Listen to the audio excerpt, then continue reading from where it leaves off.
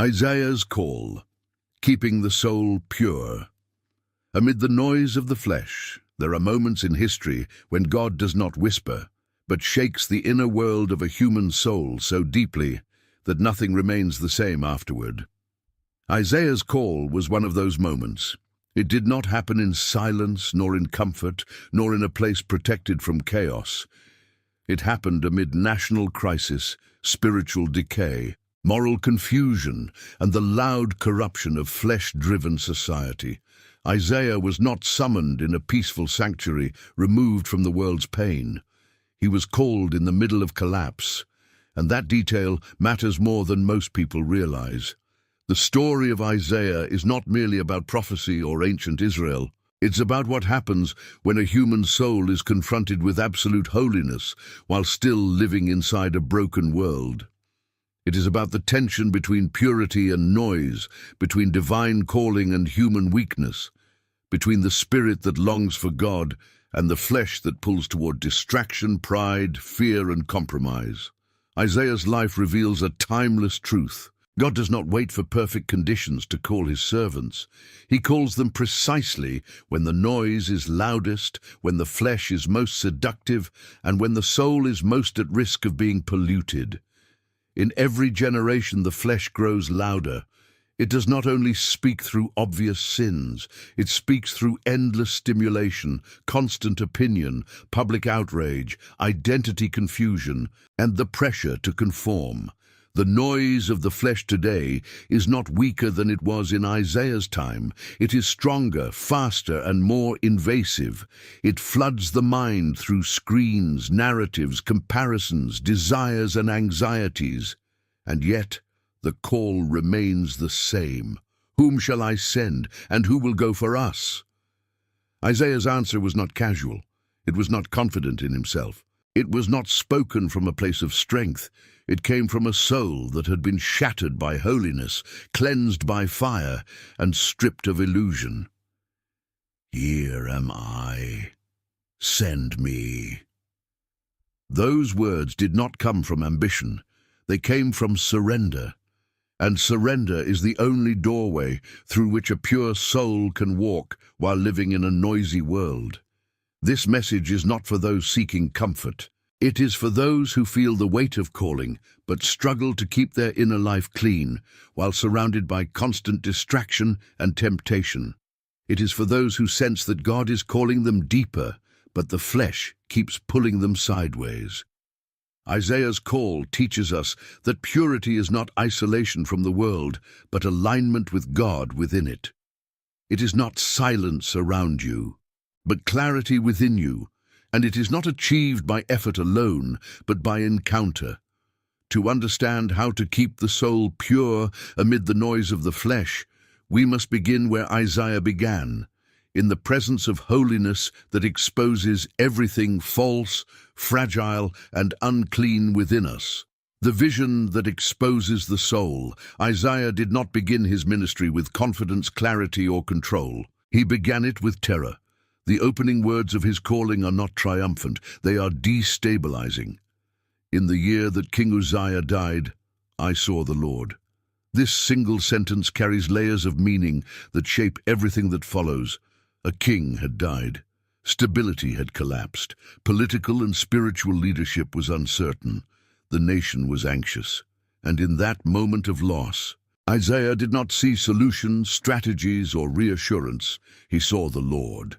This matters because the soul cannot remain pure if it seeks clarity from circumstances rather than from God. Isaiah's vision did not arise from a spiritual retreat or a planned religious moment. It arose from disruption.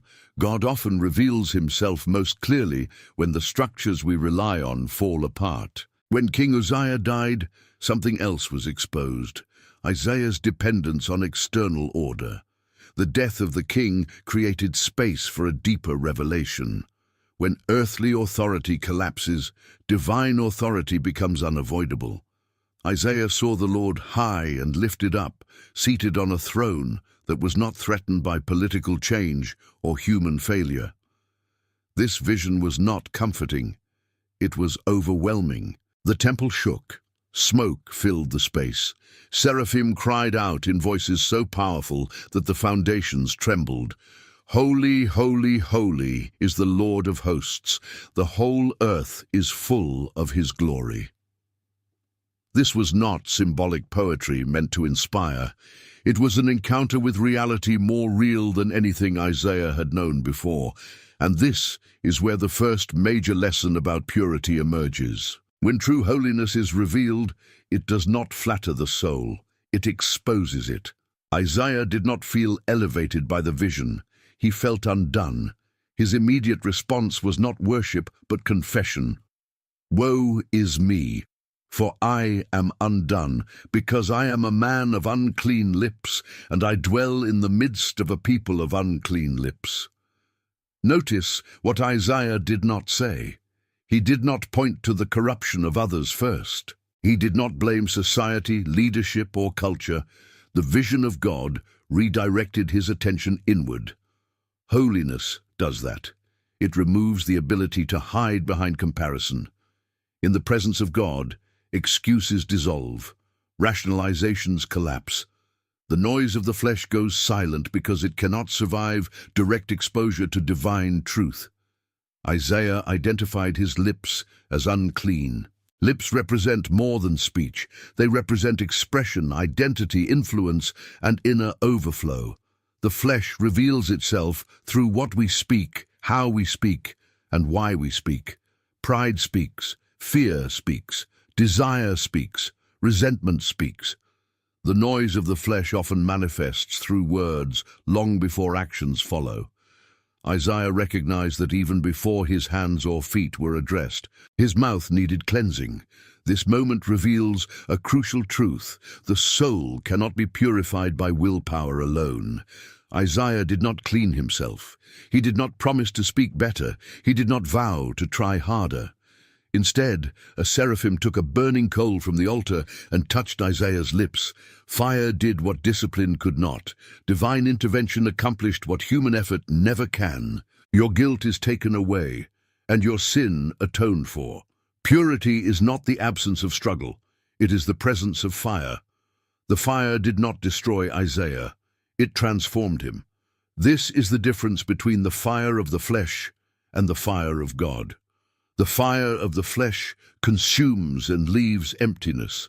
The fire of God purifies and leaves clarity. The soul that encounters God's fire is not made comfortable, it is made clean. Only after this cleansing did Isaiah hear the voice of the Lord asking, "Whom shall I send?" God did not ask before purification.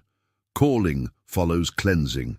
Many people feel restless, frustrated, or confused about their purpose because they want assignment without alignment.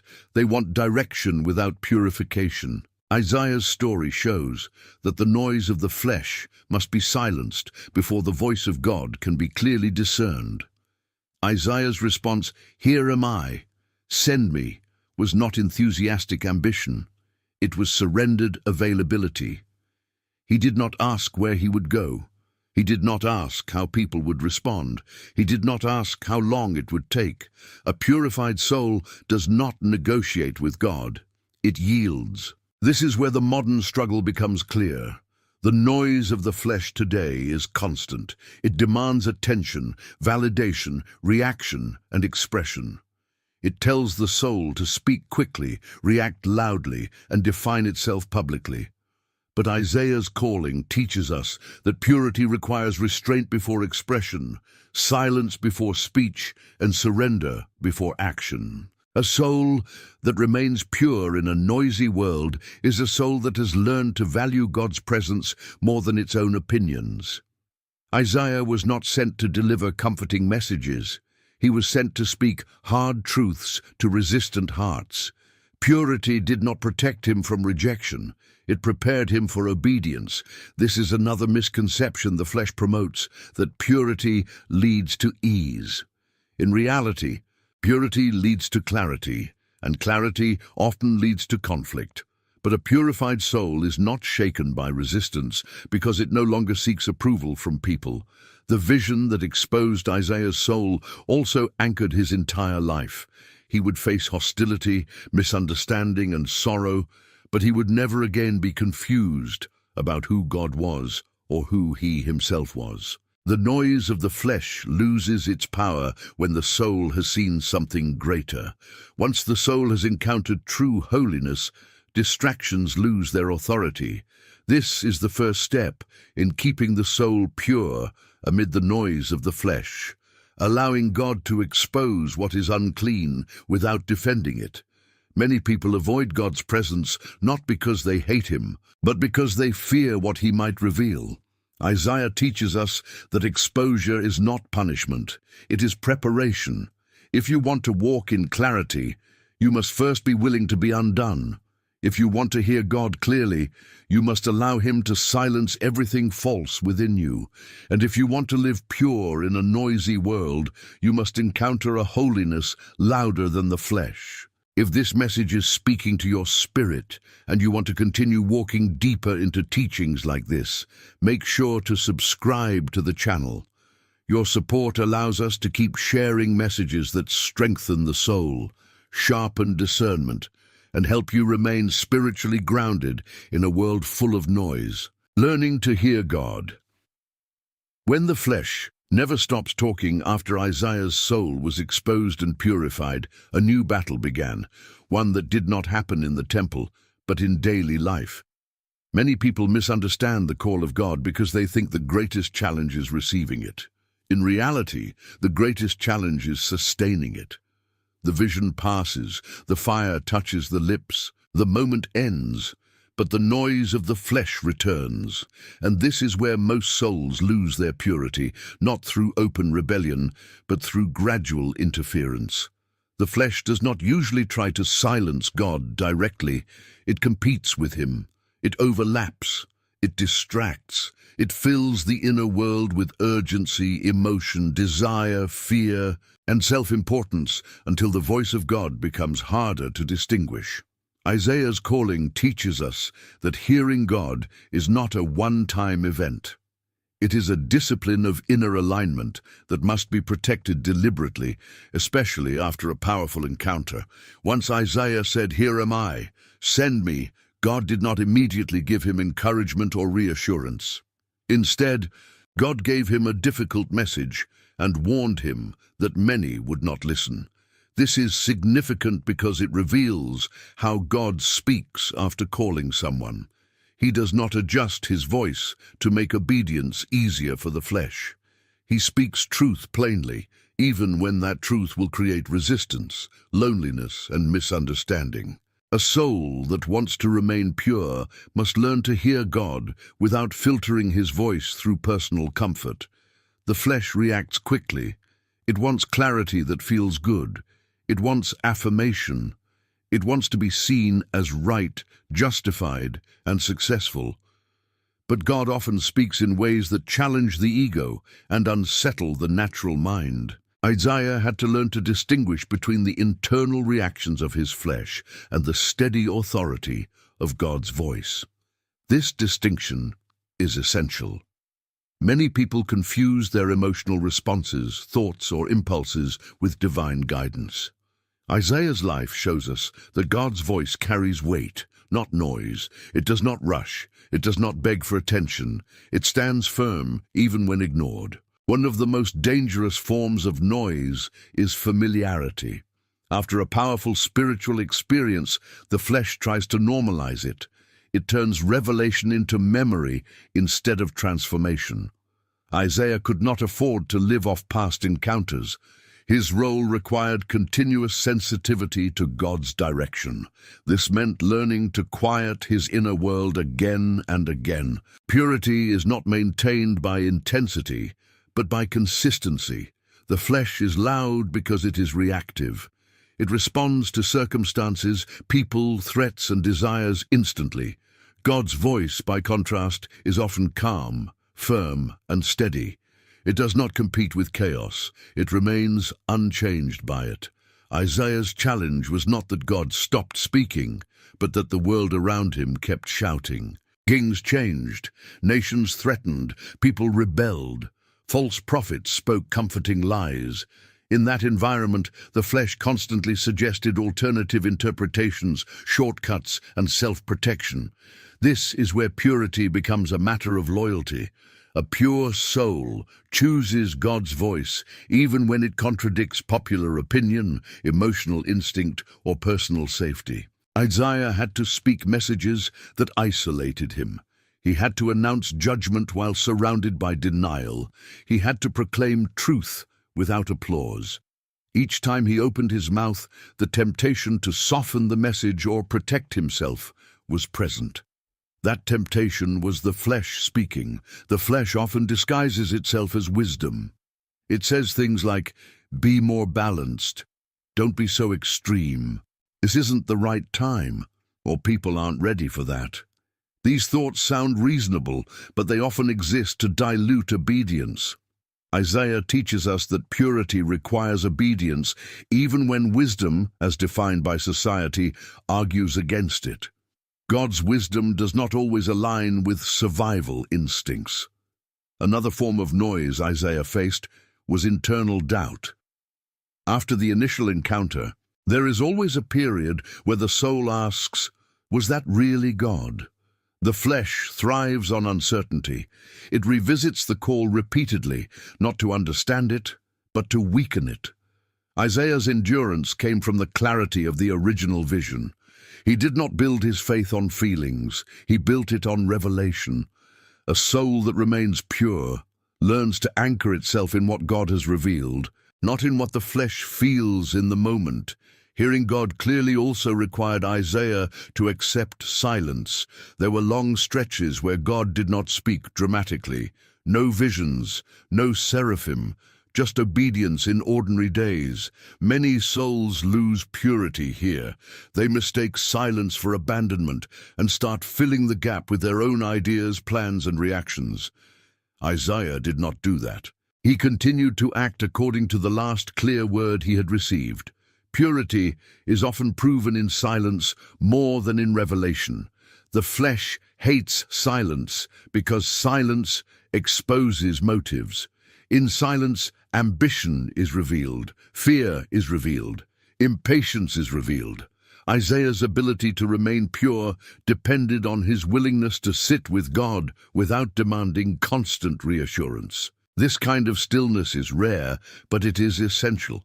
Without it, the soul becomes dependent on stimulation rather than truth.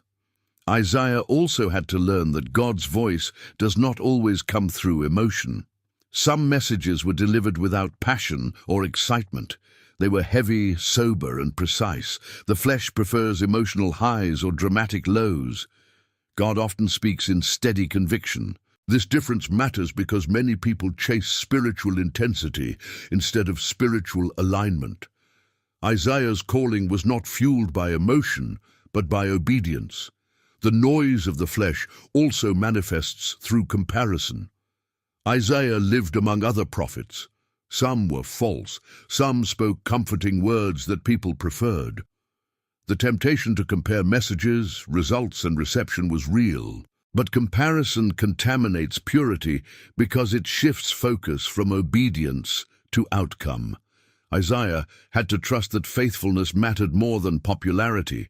Over time, Isaiah's sensitivity to God became sharper because he refused to entertain unnecessary noise. He did not react to every criticism. He did not answer every accusation. He did not defend himself constantly. This restraint is a mark of purity.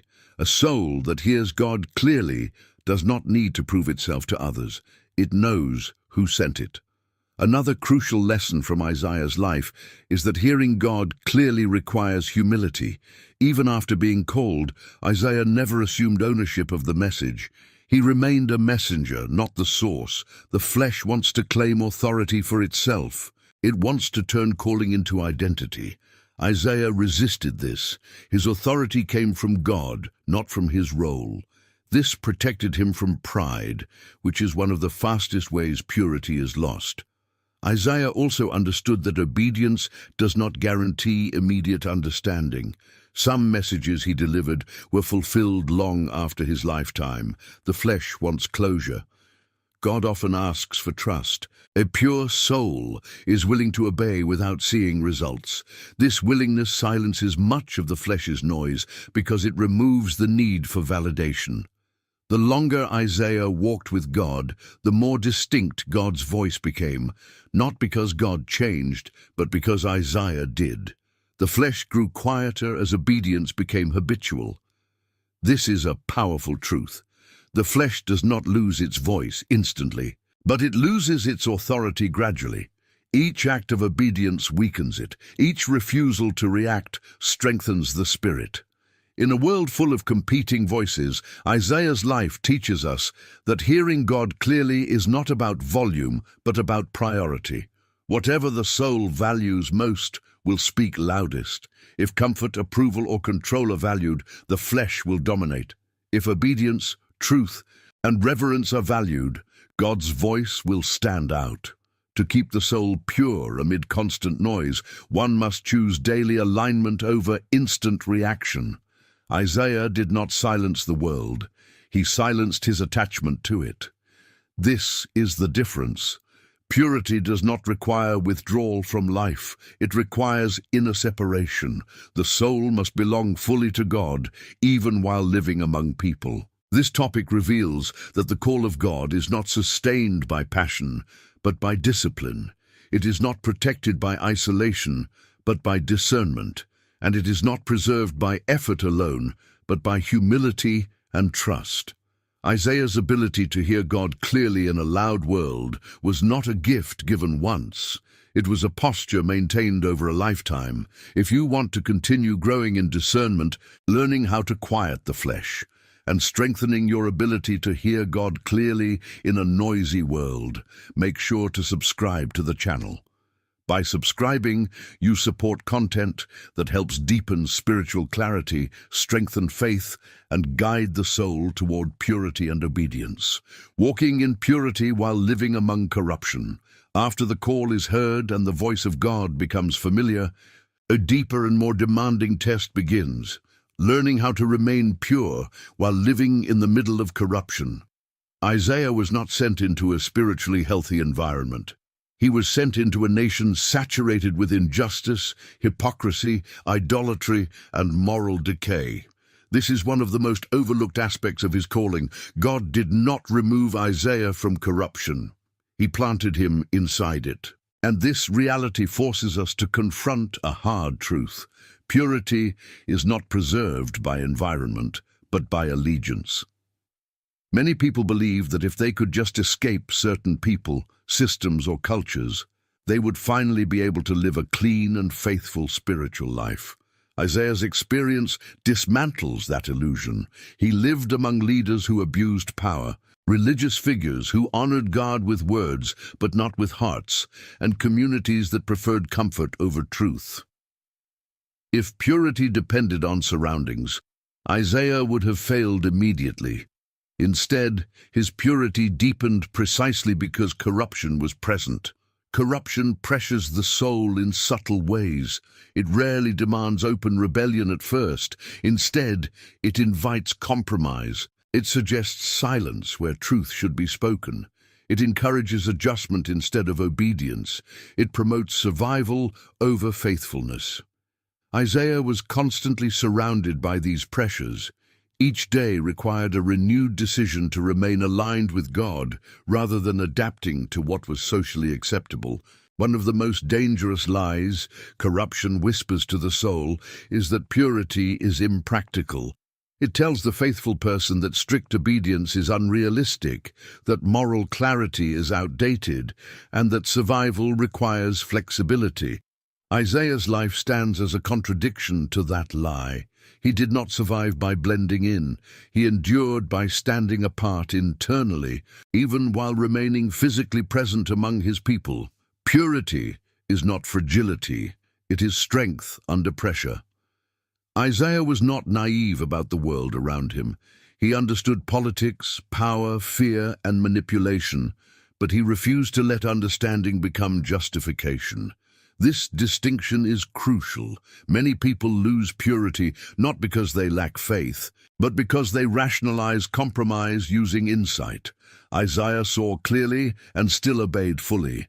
Living among corruption also means being misunderstood. Isaiah was often seen as extreme, negative, or disconnected from reality. He spoke of judgment when others spoke of peace. He warned of consequences when others promised safety. This isolation is one of the greatest threats to purity. The flesh hates loneliness. It craves agreement and affirmation.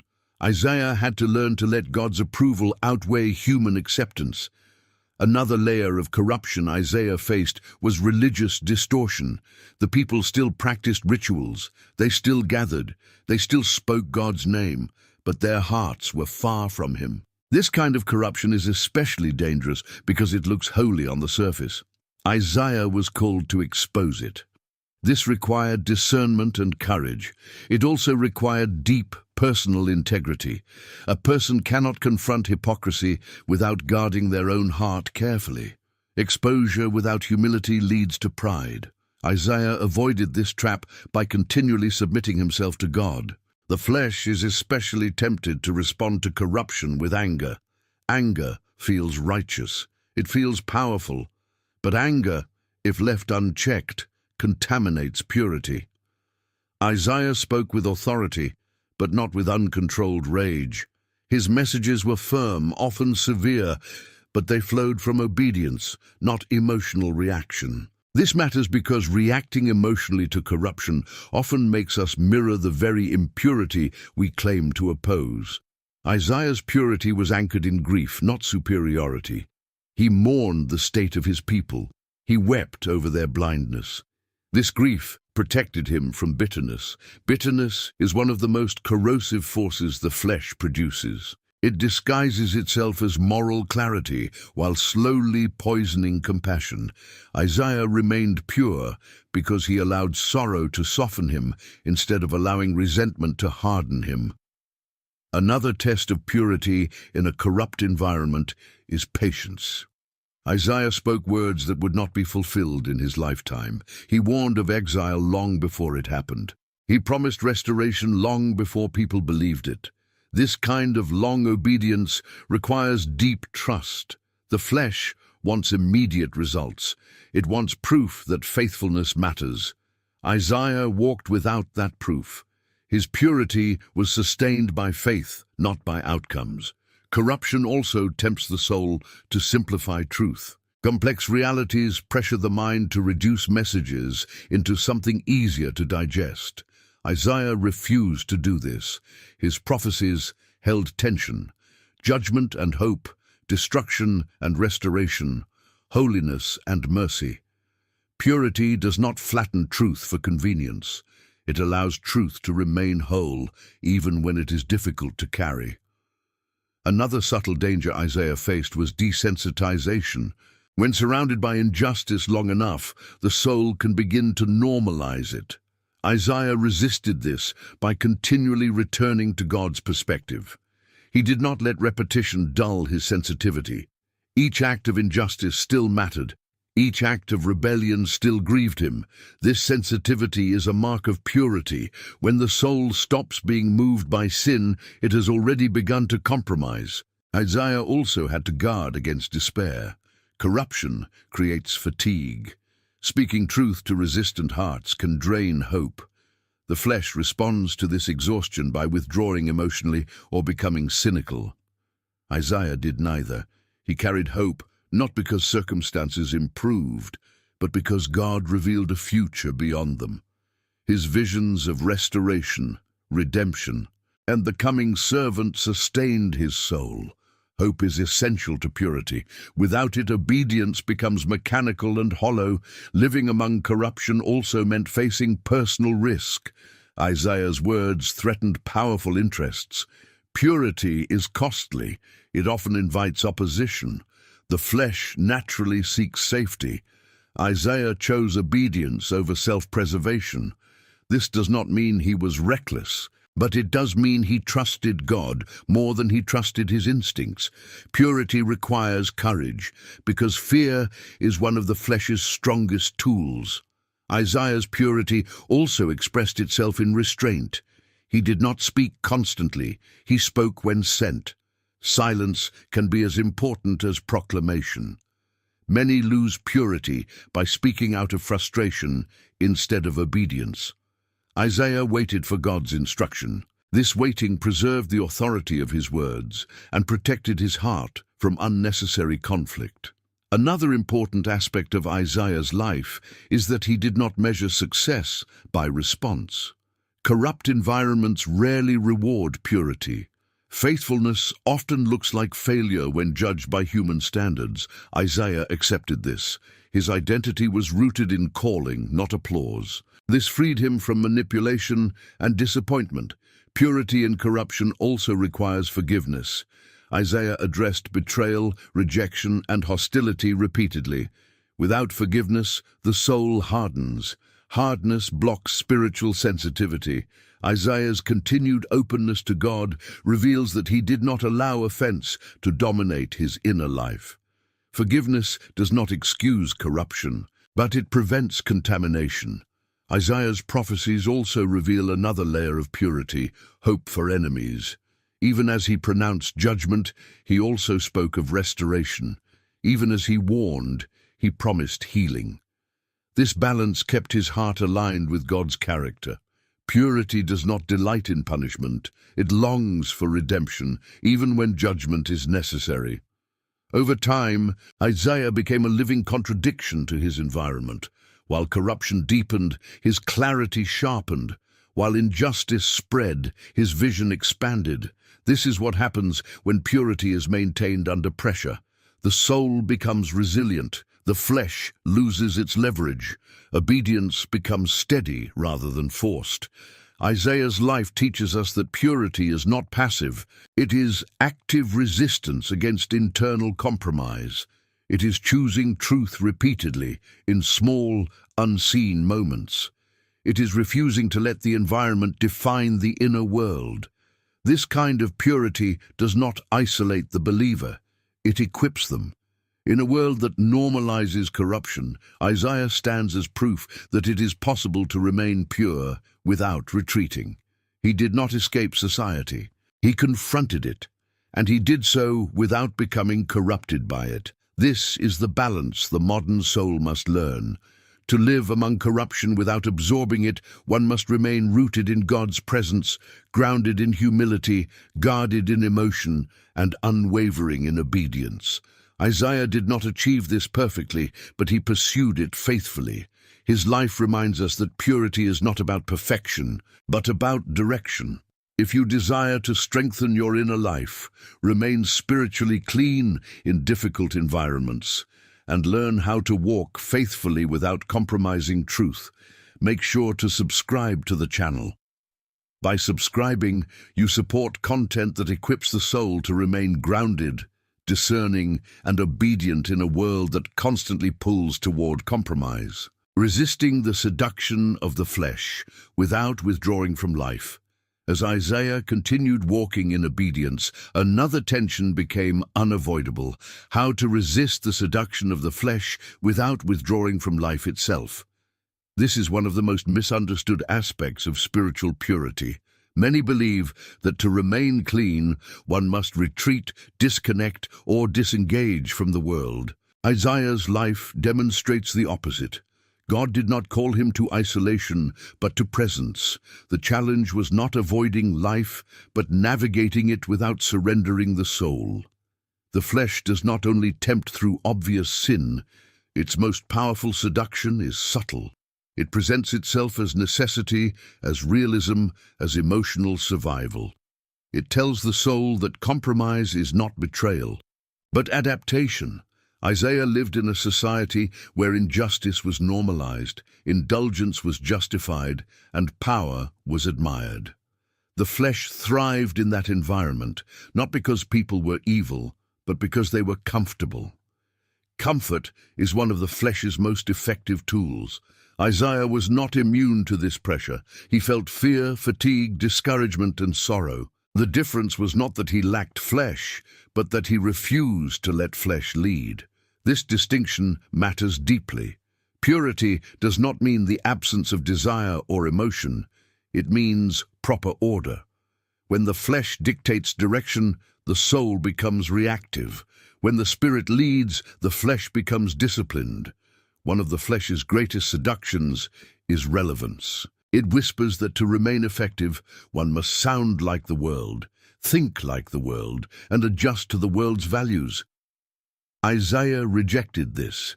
He did not attempt to repackage God's message to make it more acceptable. He understood that relevance without truth is not influence, but dilution. His authority came precisely from his refusal to conform. This resistance required constant vigilance. The flesh is persistent. It does not leave because it is ignored once. It returns through exhaustion, through disappointment, through loneliness. Isaiah experienced long periods where obedience produced no visible fruit. In those moments, the flesh suggested alternatives. Soften the message, reduce the intensity, protect your peace. These suggestions were not overtly sinful. They were reasonable, and that is what made them dangerous. Isaiah resisted by anchoring himself in identity rather than outcome. He did not see himself as a successful prophet or an unsuccessful one. He saw himself as a sent one. This protected him from self-centered evaluation. The flesh thrives on measuring worth through results. The spirit finds worth in faithfulness. This shift is essential for purity. As long as the soul measures itself by external response, it remains vulnerable to manipulation. Another seduction of the flesh is emotional indulgence. When surrounded by pain and resistance, the flesh seeks relief. It may seek distraction, numbness, or control. Isaiah did not numb himself. He allowed sorrow, but he did not dwell in despair. He allowed grief, but he did not let it become identity.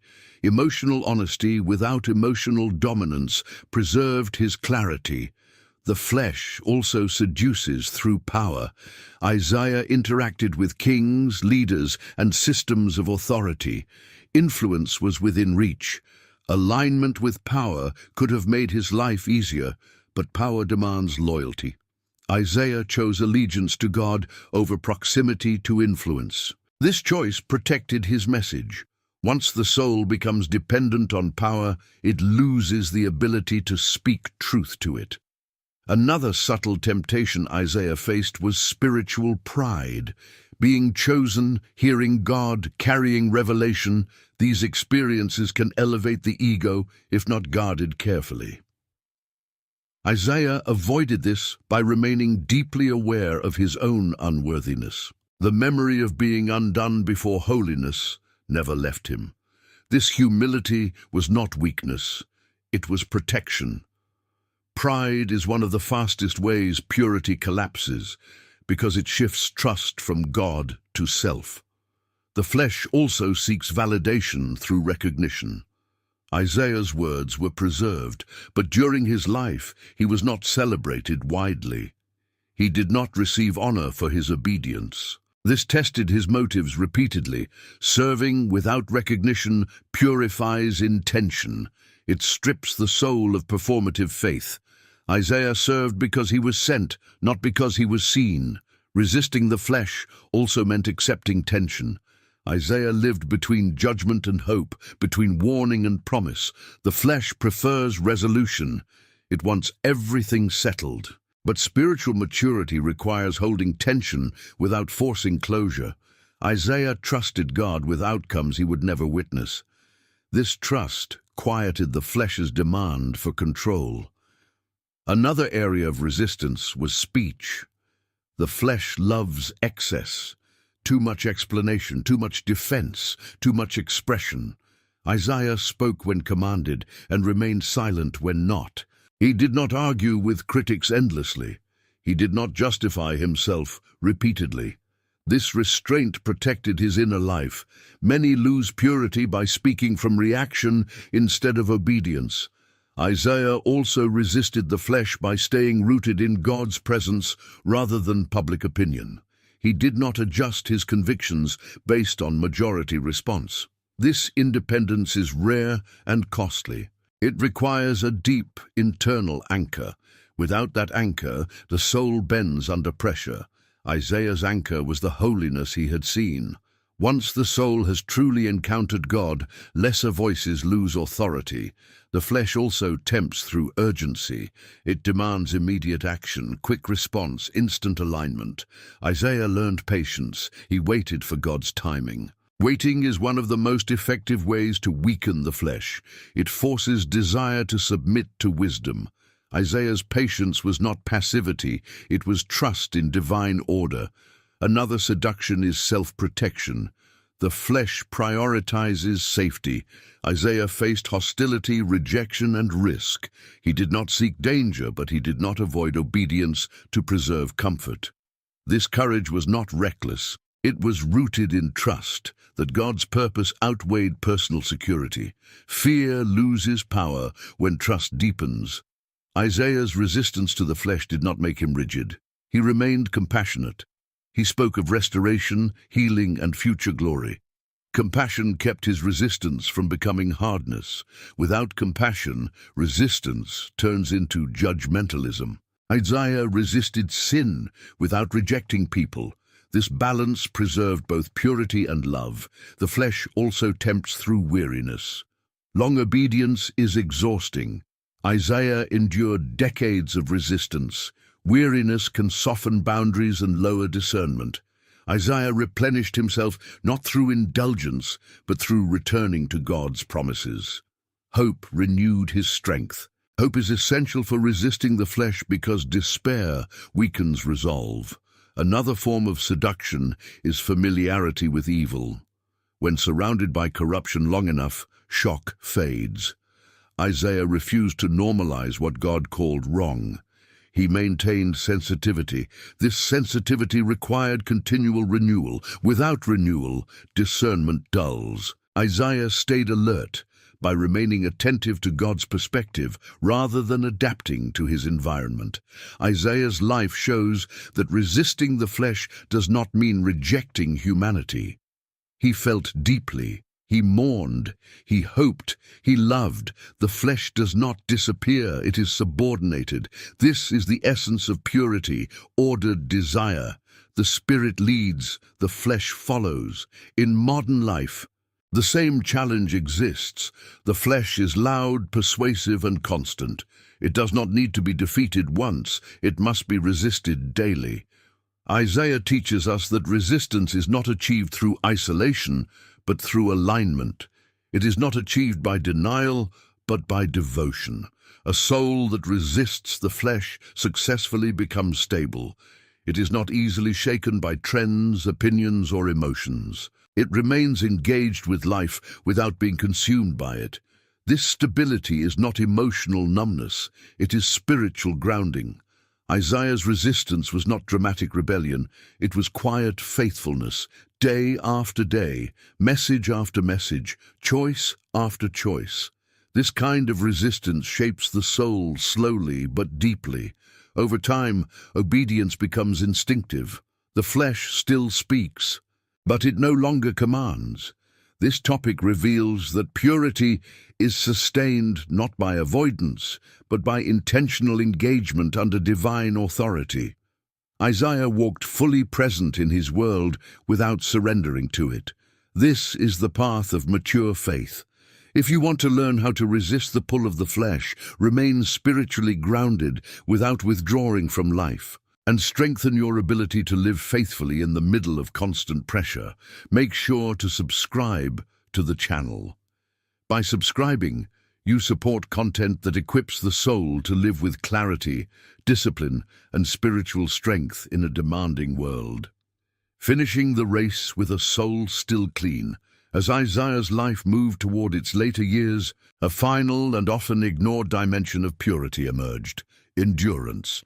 Many souls begin well, some even endure for a season, but few finish with their inner life still clean, clear, and aligned. The flesh is patient. It knows it does not have to win quickly. It only has to wear the soul down slowly. Isaiah's greatest victory was not only hearing God, speaking truth, or resisting corruption. It was finishing his race without surrendering the integrity of his soul. Time is one of the flesh's most powerful allies. Over years, disappointment accumulates. Fatigue settles in. Hopes are delayed. People change. Opposition hardens. The flesh whispers that the cost has been too high for too long. This is where many who once walked in purity begin to loosen their grip, not through scandal, but through quiet compromise. Isaiah faced this same long pressure, yet his spirit did not collapse inward. This reveals a crucial truth. Purity that lasts must be rooted deeper than emotion, success, or momentum. Isaiah lived long enough to see little visible change from his obedience. His warnings were largely ignored. His calls to repentance were resisted. His visions of judgment and restoration remained mostly future realities. This tested the deepest motivations of his heart. Why continue when no one seems to listen? Why remain faithful when the outcome does not improve? These questions strike at the core of endurance. The flesh demands justification. The spirit lives on trust. Isaiah endured because his obedience was not transactional. He did not obey God in exchange for results. He obeyed because God was God. This distinction is essential. Many lose purity because obedience becomes conditional. When faithfulness is tied to reward, disappointment eventually poisons the soul. Isaiah's faithfulness was relational, not contractual. He remained loyal not because life was fair, but because God was holy. Another challenge of endurance is memory. Over time, the intensity of the initial calling can fade. The vision grows distant. The fire becomes history. The flesh uses this distance to suggest that perhaps the calling was exaggerated, misunderstood, or no longer relevant. Isaiah resisted this erosion by continually returning to the truth he had encountered. He did not relive the moment emotionally, but he honored it faithfully. Purity is sustained not by reliving the fire, but by walking in its consequences. Endurance also required Isaiah to accept limitations. He could not change hearts. He could not force repentance. He could not accelerate God's timeline. The flesh resists limitation fiercely. It wants control. It wants impact. It wants measurable change. Isaiah learned to work within obedience rather than outside it. He delivered the message and released the outcome. This release protected his soul from frustration and manipulation. As years passed, Isaiah's message deepened rather than softened. His prophecies grew more layered, more expansive, more profound. He spoke not only of judgment, but of a coming servant, a suffering redeemer, a future restoration beyond imagination. This expansion reveals something important. Purity does not narrow vision over time. It clarifies it. While the flesh becomes cynical with age, the spirit becomes wiser when guarded well. Isaiah's endurance also meant carrying grief without becoming bitter. He saw suffering coming. He saw exile approaching. He knew his people would face consequences they refused to avoid. This knowledge could have hardened him. Instead, it softened his compassion. He lamented deeply, but he did not withdraw emotionally. Bitterness would have offered relief, but at the cost of purity. Isaiah chose sorrow over resentment, and sorrow kept his heart aligned with God's own. Another threat to endurance is legacy. As time passes, the flesh begins to ask, "What will remain of me?" It seeks recognition, remembrance, validation. Isaiah did not build a personal legacy, he built faithfulness. His words endured because they were God's, not because he preserved his name. A soul obsessed with legacy eventually compromises to protect it. A soul devoted to obedience lets God decide what lasts. Isaiah also endured seasons of silence, times when God did not speak dramatically. Silence can feel like abandonment to the flesh. It invites doubt. It tempts the soul to fill the void with activity, control, or self-direction. Isaiah did not panic in silence. He continued living according to what had already been revealed. This steadiness is one of the clearest signs of spiritual maturity. Purity that endures does not depend on constant reassurance. Another aspect of finishing well is forgiveness. Over a lifetime, wounds accumulate, rejection repeats, misunderstanding multiplies. Without forgiveness, the soul slowly hardens. Hardness blocks sensitivity. Isaiah's continued openness to divine compassion suggests that he did not allow offense to dominate his inner world. He addressed sin without hatred. He warned without contempt. This balance is rare and costly, but essential for a clean soul. Isaiah's endurance also reveals the importance of hope that transcends personal experience. He spoke of realities he would never see fulfilled, a Messiah not yet born, a restoration far beyond his lifetime. This kind of hope requires humility. It places God's story above personal fulfillment. The flesh resists this because it wants to see, enjoy, and benefit. Isaiah was content to plant seeds he would never harvest. This contentment preserved his peace. As he aged, Isaiah did not retreat into nostalgia. He did not cling to the past. He continued to speak as God led. Many lose purity by idolizing earlier seasons of faith. Isaiah honored the past without living in it. He remained present. This presence kept him useful and spiritually alive. Another test of finishing well is consistency. Small compromises repeated over time become significant erosion. Isaiah guarded small obediences as carefully as large ones. He did not excuse minor adjustments. He understood that purity is not lost in one dramatic fall, but in many quiet surrenders. His vigilance was not anxious, but intentional.